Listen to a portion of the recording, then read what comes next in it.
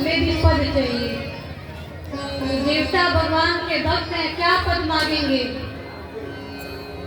देवताओं ने भगवान से पद मांगा। देखिए, जो भगवान के भक्त होते हैं वो भगवान से ये नहीं कहते हैं कि हमको IAS PCS बना दीजिए, कलेक्टर बना दीजिए, जज बना दीजिए, ये नहीं। क्या पद मांगेंगे? बड़ा सुंदर पद है।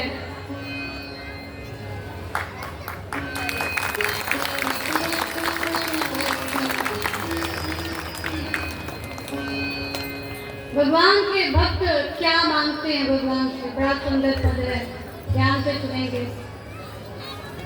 मानुष हो तो वही रस खान, बसों ब्रज गोकुल गाँव के द्वार।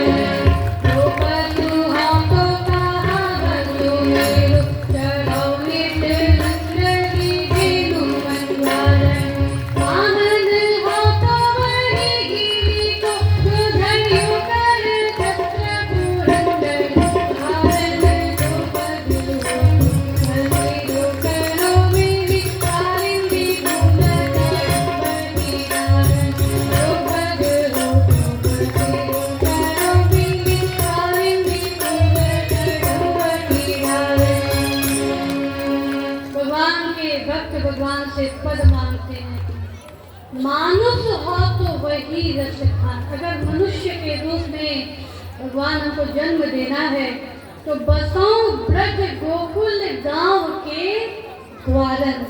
गोकुल रूपी जो गांव है उसके ग्वाले के रूप में आप हमें जन्म दीजिए। अगर मनुष्य के रूप में भेजना है तो जो पशु हो तो कहा बसु मेरो, चलो नित नंद की धेनु मंझारन।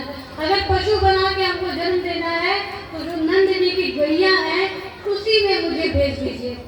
अगर पशु बना के भेजना है जिसको भगवान रोज चराने ले जाए करेंगे। पाहन हो तो वही गिरी को, जो धरियो कर छत्र पुरंदर धारण। अगर पाहन के रूप में भेजना है, पर्वत के रूप में भेजना है, पत्थर के रूप में भेजना है तो उसी पर्वत के रूप में मुझे भेजिए जिसको भगवान ने अपने हाथों पर धारण किया था। और जो खग हो तो बसेरो करो मेरी कालिंदी कूल कदम्ब की धारण। अगर मुझे पक्षी के रूप में भेजना है तो मुझे वही यमुना जी के किनारे जो कदम्ब का वृक्ष है उस पर मुझे भेज दीजिए। अगर पक्षी के रूप में भेजना है तो आजकल आधुनिक जीवन में, आधुनिक युग में एक कवि हुए जिनका नाम था कवि चोच, जो हास्य कवि हैं। उन्होंने आजकल के लोगों को देखते हुए एक पद लिखा है, उसका भी श्रवण हम लोग करेंगे। कवि चोच कहते हैं, मानुष हो तो वही कवि चोच, बसो सिटी लंदन के किसी द्वार। जो पशु हो तो बनो बुलडॉग, चलो चढ़ी कार में पूछ निकारे। पाहन हो तो ढीठर हाल को, बैठे जहाँ मिस पावन पसारे। जो खग हो तो बसेरो करो चढ़ी, ओक पे टेंशन नदी के किनारे। आधुनिक लोगों को देखते हुए कवि चोच कहते हैं कि मानुष हो तो वही कवि चोच, बसाओ सिटी लंदन के किसी द्वारे। अगर मनुष्य के रूप में भेजना है तो अन्य जगह पे नहीं, हमको तो लंदन में जन्म दीजिएगा। लंदन में जन्म दीजिए, वहाँ पे बहुत कुछ सुविधाएं हैं, तो वहाँ पे मनुष्य के रूप में हमारा जन्म हो। जो पशु हो तो बनो बुलडॉग। बुलडॉग का नाम सब लोग सुने होंगे। डॉग मतलब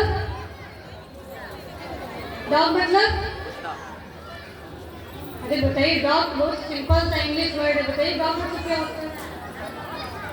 तो आधुनिक युग में लोग कुत्तों को बहुत पसंद करते हैं कि जो पशु हो तो बनो बुलडॉग। अगर पशु के रूप में जन्म देना है तो बुलडॉग बना दीजिए।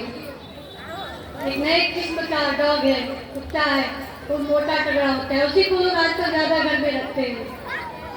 और चलो चढ़ी कार में पूछ निकाले। आजकल लोग कुत्तों को साथ साथ लेके घूमते हैं कार में, और वो भी कुत्ते जब कार में बैठते हैं तो पूछ बाहर करके ऐसे ऐसे हिलाते रहते हैं। आजकल लगभग सबके घर में कुत्ते हैं। देखिए किसी घर में कुत्ता होगा तो बुरा नहीं मानेगा, लेकिन ये हम नहीं कर रहे, ये कवि चोच की बात है, उनका पद है। अब देखिए एक बड़ा सुंदर प्रसंग याद आ रहा है। एक लोग के घर गए थे तो घर के सामने लिखा था कुत्तों से सावधान। पहले जमाने में घर के द्वार पे लिखा होता था शुभ और लाभ। तो कोई भी अतिथि आता था तो घर में शुभ होता था, लाभ की प्राप्ति होती थी। तो पहले घर के बाहर शुभ और लाभ लिखा होता था, तो शुभ लाभ मिलता था। थोड़ा समय बीता तो लोग सुस्वागतम लिखने लगे।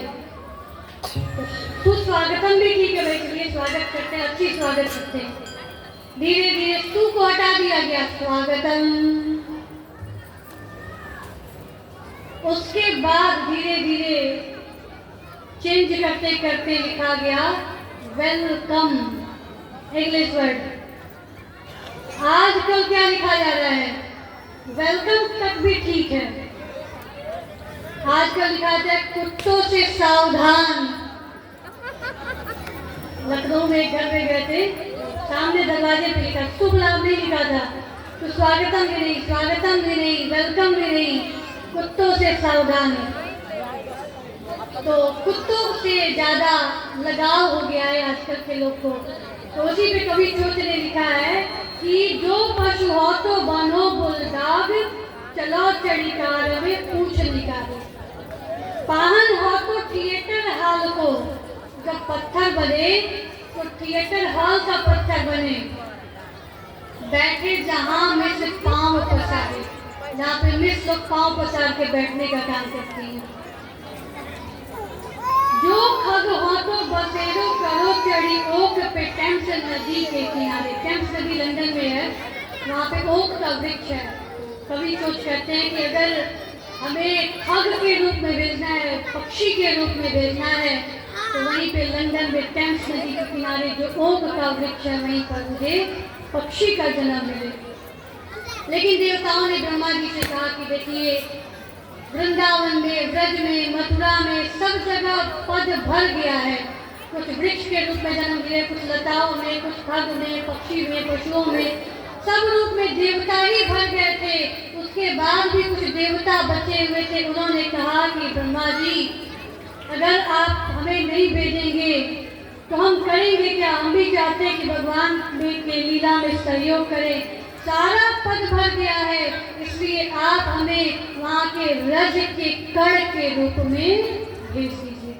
तो जो वृंदावन का ब्रज का रज कण है वो भी देव स्वरूप ही है। इस प्रकार सभी देवता भगवान के लीला में सहयोग करने के लिए बारी बारी जन्म लेने लगे। इधर जब देवकी माता बड़ी हुई तो उनके पिता देवक को चिंता हुई कि अब देवकी का विवाह कर देना चाहिए।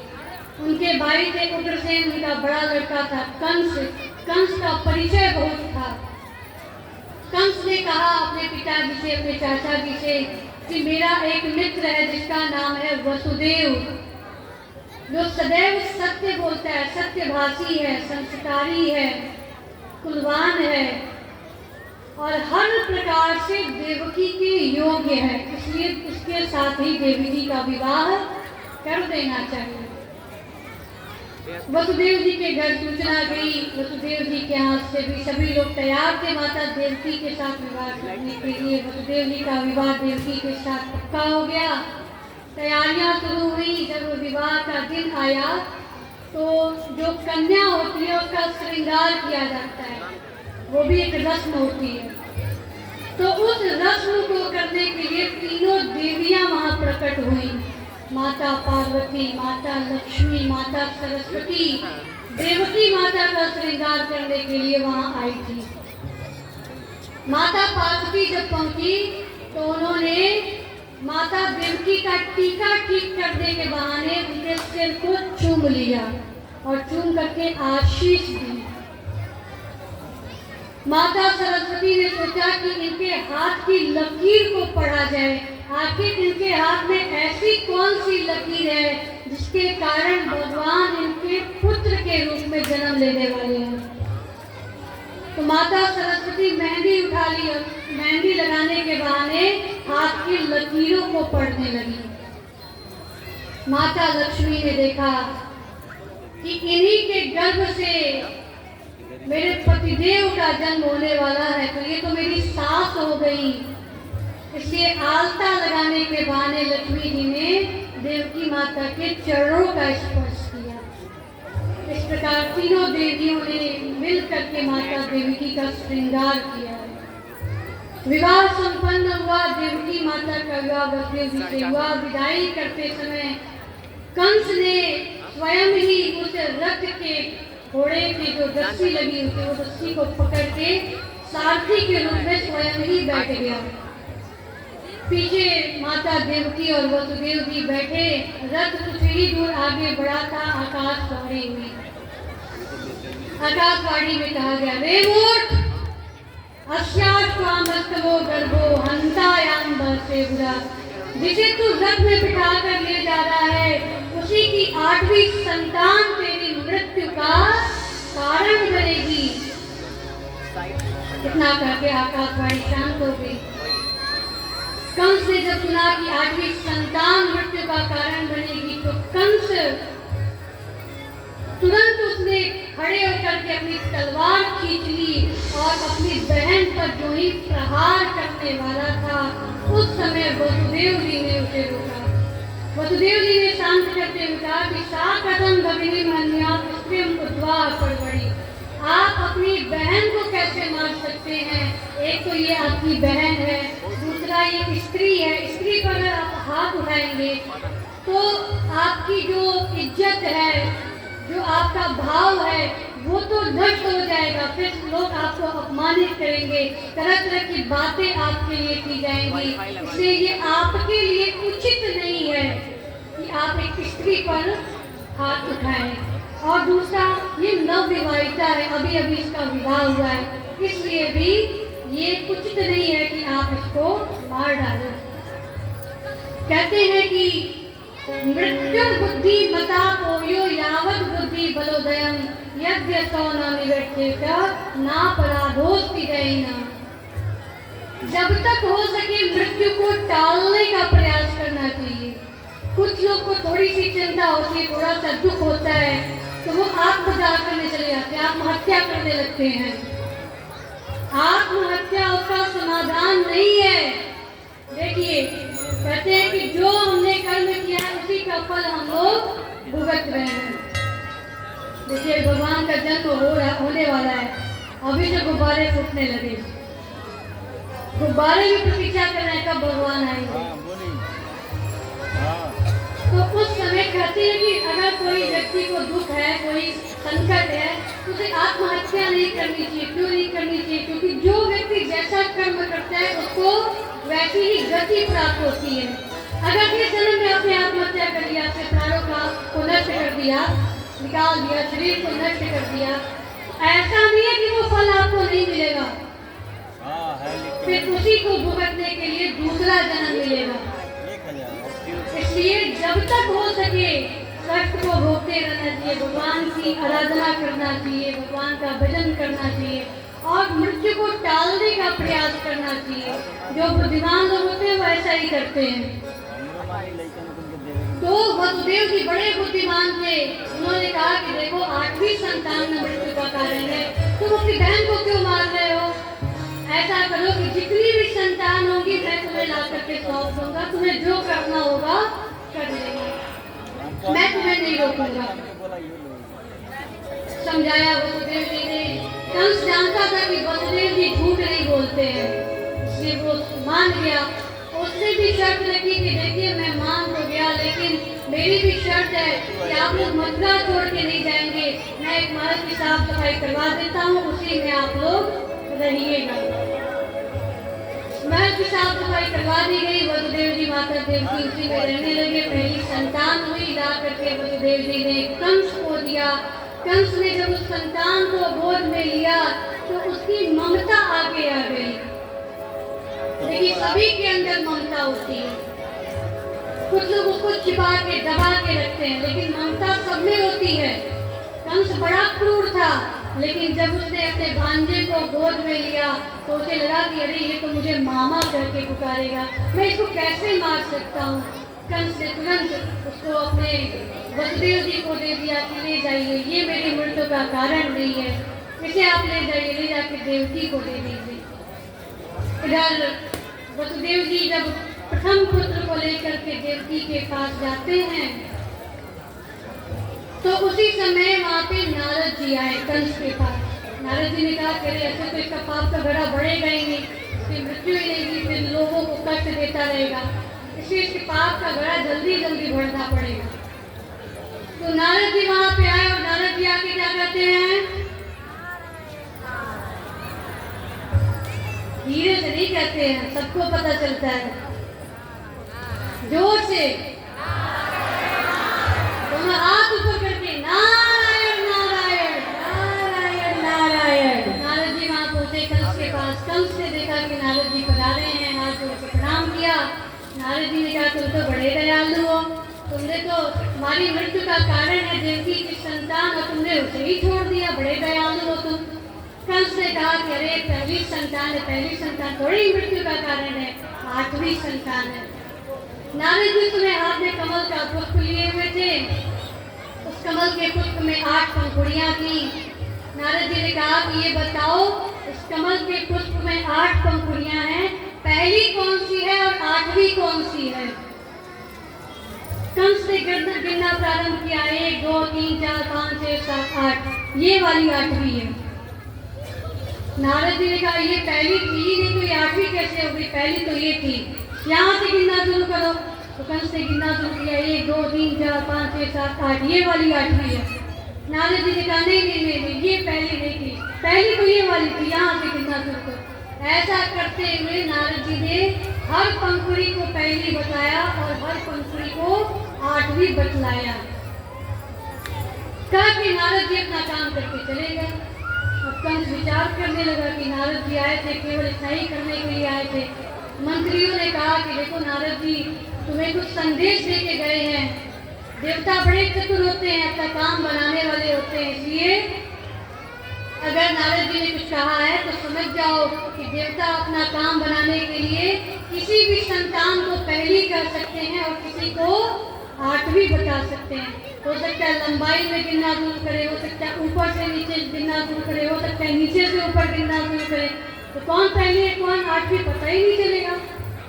कंस तुरंत भागे भागे गया, देवकी माता के गोद से उस शिशु को छीन लिया, ले जाकर के बाहर चट्टान पे पटक दिया। उसे लगा कि अब तो देवकी और वसुदेव भाग जाएंगे मथुरा से, तो कारागार में बंद करवा दिया।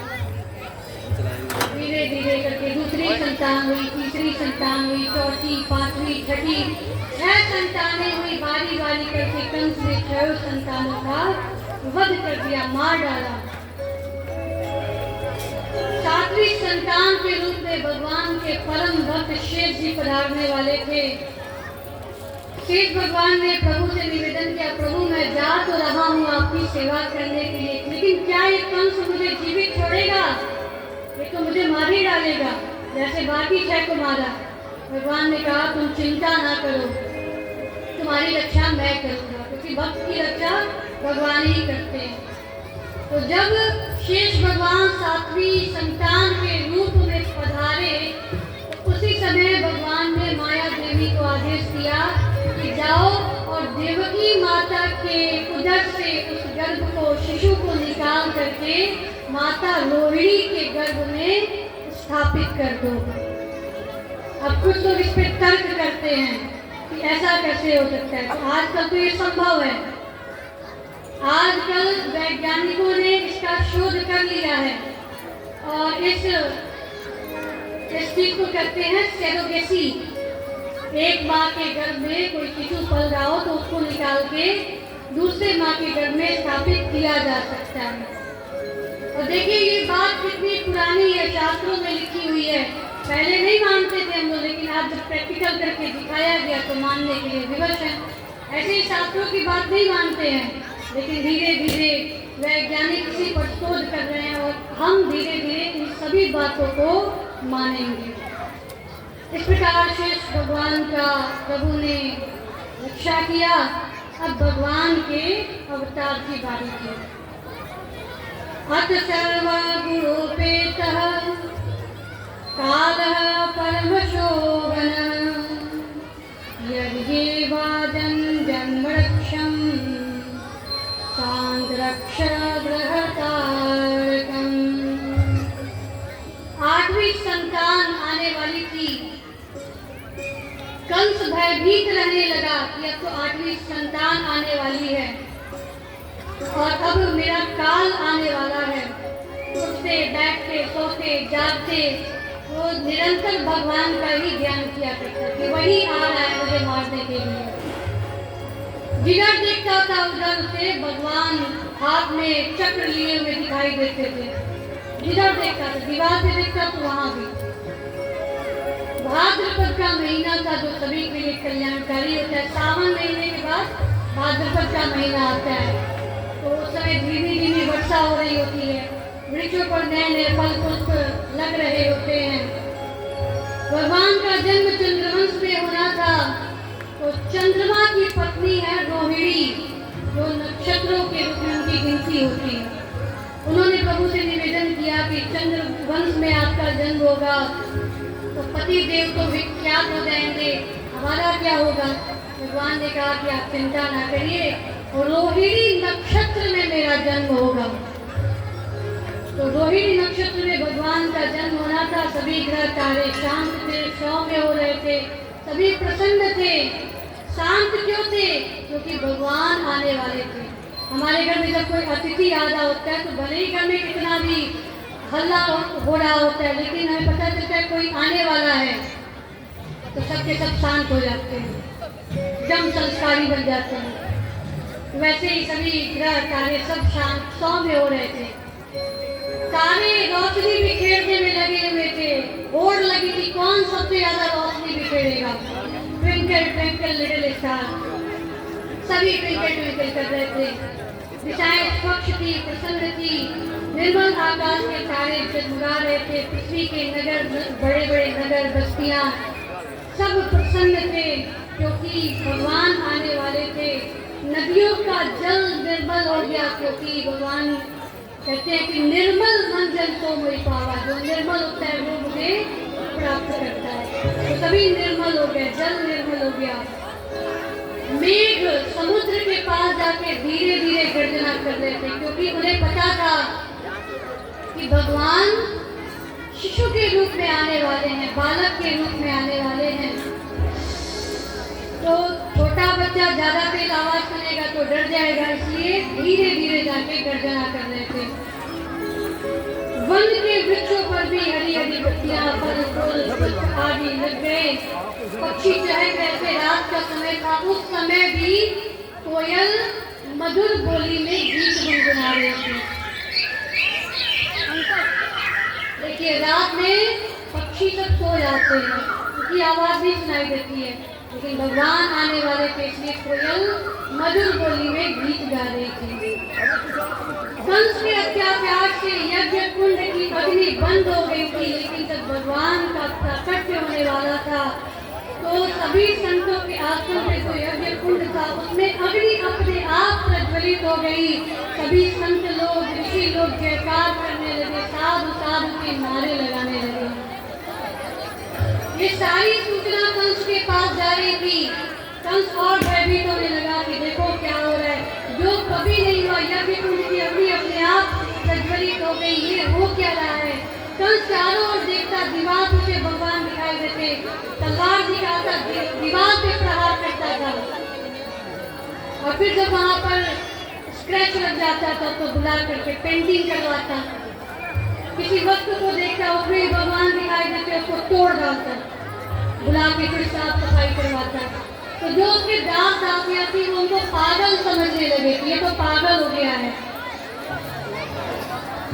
भगवान का अवतार होना था।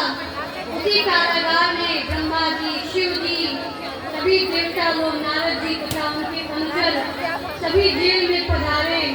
जेल के पीछे जो दीवार की सब माया है, जो कुछ दिखाई दे रहा है सब माया है। मायापति आने वाले थे इसलिए माया वहां से मुक्त हो गए। दृश्य हो गई। माता देवकी और पिता वसुदेव जी की आत्मा नृत्य कर रही थी, उनका शरीर सभी देवताओं के साथ जय जयकार कर रहे थे। देखिए भगवान का अवतार होने वाला है, थोड़ा सा पेशेंस बनाए रखेंगे, अनुशासन में रहेंगे, सब लोग बैठ जाएंगे, कोई खड़ा नहीं रहेगा। और जब भगवान का जन्म होगा उस समय बधाई नहीं दी जाएगी, ना ही टॉफी लुटाई जाएगी। जब नंदोत्सव मनाया जाएगा तब हम लोग बधाई गीत गाएंगे, उत्सव मनाएंगे, बताया जाएगा आप लोग को, इसलिए अभी बैठ जाएंगे। माता देवकी और पिता वसुदेव जी की जीवात्माएं नृत्य कर रही थी और ओम नमो भगवते वासुदेवाय का जप कर रही थी। उस समय सभी देवताओं ने, ब्रह्मा जी ने, शिव जी ने भगवान की स्तुति की। सत्याव्रतम सत्यापरम त्रिसत्यम सत्यस्य योनिहितं च सत्ये सत्यस्य सत्यामृत सत्यनिष्ठं सत्यात्मकं त्वां शरणं प्रपन्नामि। सभी ने मिलकर के भगवान की स्तुति की कि भगवान ही सत्य स्वरूप है, हे सत्य स्वरूप भगवान, हम आपको प्रणाम करते हैं। बोलिए सत्य स्वरूप भगवान की जय। इस प्रकार सबने भगवान की स्तुति की।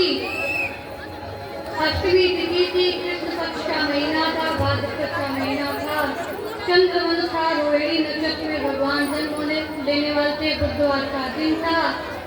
अचानक एक दिव्य प्रकाश कुंज प्रकटा, गंधर्व गान करने लगे, अप्सराएं नृत्य करने लगी, देवता पुष्प वृष्टि करने लगे, शंख अपने आप बज उठा। बोलिए भक्तवत्सल भगवान की।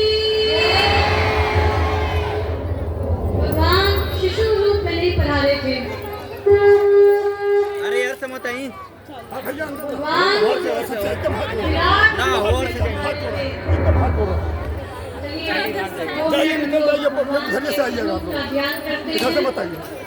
सभी लोग स्थान देख करके बैठ जाएंगे, कोई खड़ा नहीं रहेगा। अभी उत्सव नहीं मनाया जा रहा है, उत्सव मनाया जाएगा तो आप लोग को खड़ा होने के लिए कहा जाएगा, नृत्य करने के लिए कहा जाएगा, लेकिन अभी बैठ जाएंगे। जेल में प्रकटे श्री भगवान